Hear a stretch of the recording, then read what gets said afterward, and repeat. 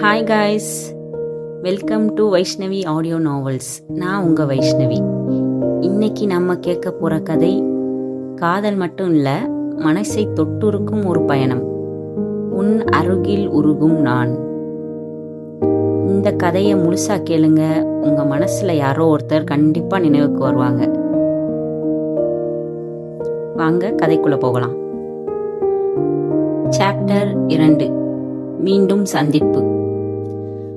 மழை நின்று போச்சு. ஆனா அர்ஜுன் மனசுல அந்த மாலை இன்னும் நின்றுகிட்டே இருந்துச்சு. அவள் யாரு? மீண்டும் பார்க்க முடியுமா? அந்த ஒரு சந்திப்பு அவனோட ரொட்டீனை கூட மாற்றிடுச்சு. அடுத்த நாள் அதே பேருந்து நிறுத்தம், அதே நேரம். அர்ஜுன் வந்துட்டான். நான் என்ன பண்றேன்? அவன் அவனையே கேள்வி கேட்டான். ஒரு பொண்ணு டைம் கேட்டதுக்காக இப்படி வெயிட் பண்றேன்னா லூசு தானே. ஆனா கால்கள் போகவே இல்லை. 5 நிமிடம், 10 நிமிடம், 15 நிமிடம். அவள் வரல. அவன் சிரிச்சான். சரி, ஸ்டோரி ஓவர். அவன் திரும்பி போக முயற்சித்தான். Excuse me. அந்த குரல் அவனோட இதயம் மீண்டும் வேகமாக அடிச்சது. திரும்பி பார்த்தான். மீரா, ஈடிஸ்மல் அம்பரல்லாவுடன். மழை இல்லாத நேரத்துல கூட அவள் வந்து நின்றது அவனுக்கு மழை மாதிரி ஃபீல்.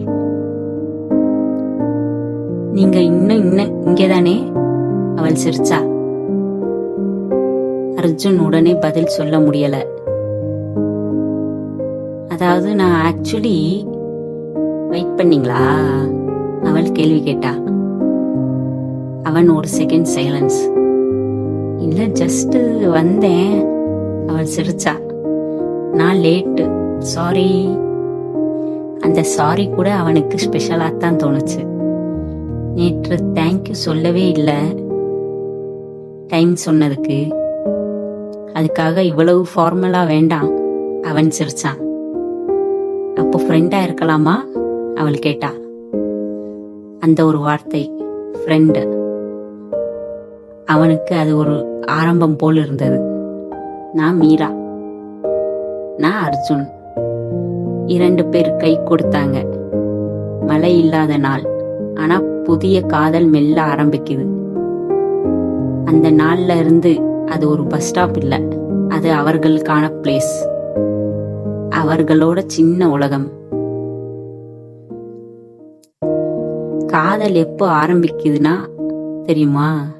நீ ஒருத்தரை பார்க்க ரீசன் தேட ஆரம்பிச்ச அப்பதான் ஆரம்பிக்கும்.